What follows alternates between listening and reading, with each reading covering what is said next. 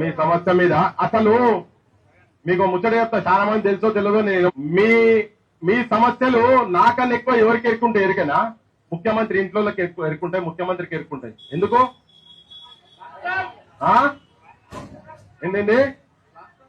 అరే ఎట్లా ఏం చైతన్యం ఉంటుంది మీకు? తెలుసుకోవాలి, అన్ని చూడాలి. చూడకుండా ఉట్టి ఎట్లా చెప్పురు? మీరు మళ్ళీ ఒకసారి అడుగుతున్నా, ఎందుకు? ఎవరు వాళ్ళు అవుట్ సోర్సింగ్? కాదబ్బా, ఈ ఆర్టీసీ వాళ్ళ గురించి చెప్తున్నాను నేను. ఎందుకు చెప్పు? ఫ్రీ బస్సా? మహిళనా? మీ అందరికి ఎవరికి తెలియదు, నేను చెప్తా పడ్డారు. ఇప్పుడుగా అసలు సంగతి చెప్తా. మీ అన్న, వాళ్ళ అన్న, ముఖ్యమంత్రి అన్న తిరుపతి రెడ్డి అంటే ఆయన ఉన్నారు కదా, ఇప్పుడు మొత్తం ఆయన బోంగన ఆయన కూర్చుంటే చుట్టుపక్కలంతా ఎంపీపీలు జెడ్పీటీలు అంతా నిలబడతారట. ఇప్పుడు కొత్తగా అది చూసినాకనే కడుపు మండి నేను మొదలు పెట్టినా. ఆయన ఏం జరిగినా గతంలో కండక్టర్, మీ లెక్క ఆర్టీసీ కండక్టర్ ఆయనే 136 బస్సులా పట్టుకొని పోయేది. అప్పుడు టికెట్లు కొట్టేది ఎట్లుండే అంటే ఇనుప దాంతో ఉండే టికెట్ల దాంది. పాపం ఆయన ఏదో పంచాయతీ అయ్యి సస్పెండ్ అయిన ఆయన. నువ్వు కండక్టర్ అంటే నాకు గుర్తుకొచ్చింది. ముఖ్యమంత్రి అన్న కన్నా ఎక్కువ మీ సమస్యలు ఇంకెవరికి ఎక్కువ తెలిసి ఉంటాయి చెప్పురు. ఇక ముఖ్యమంత్రి కూడా ఎరుకుంటది, మీ కండక్టర్ కదా. ముఖ్యమంత్రి వాళ్ళ అన్న కండక్టర్, మేము చూసిన అంతా ఇట్లకెళ్ళి పోయేది. మా కాలేజ్ కింద ఉండే ఇట్లకెళ్ళి పోయేది, బండి మీద అటు ఇటు పోకుండా బస్సులు ఎక్కువ తిరుగుతుంటే అప్పుడప్పుడు ఆయన కూడా కనబడేది. తిరుపతి రెడ్డి అన్న జర చూడు, మరి మీ వాళ్ళ సంగతి, మీ ఆర్టీసీ వాళ్ళు ఎంత ఇబ్బంది పడుతున్నారో చూడు జరా.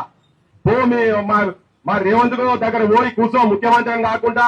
అరే తమ్మి రేవంత్ చూడు, మా వాళ్ళు నైనా మా డిపార్ట్మెంట్ వాళ్ళు కూడా మైకులు బట్టి ఇట్లా ఇబ్బందులు ఉన్నాయట. నువ్వేమో బతుకమ్మలు, వాళ్ళు గొట్టెమ్మలు, సమ్మక్కలు, సారక్కలు అనగానే వీళ్ళు ఒకటే సప్పట్లు కొట్టుడు.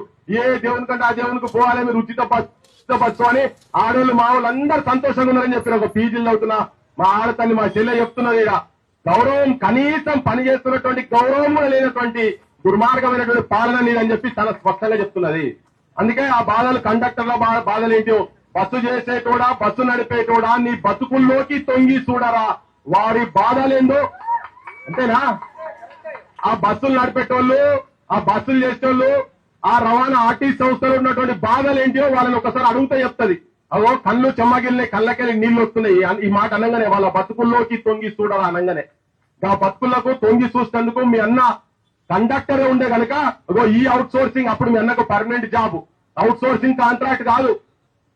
ఇప్పుడు మీరు 1000 కోట్లలో పడిగెత్తుకున్నారు కదా, మీరు ఏడికెళ్ళి వచ్చిర్రు, ఏ మూలాలు, ఏ పునాదులు మీరు మర్చిపోయిందో ఆ పునాదులను గుర్తుకు చేసేందుకే మాట్లాడుతున్నా నేను. ఇవన్నీ మీ సోపకంగా మాట్లాడుతున్నా, ప్రజాపక్షాలు మాట్లాడుతున్నా, వీళ్ళందరి తరఫుకెళ్ళి మాట్లాడుతున్నా. ఓసారి చూపిరి కదా, కళ్ళు చూపిరి.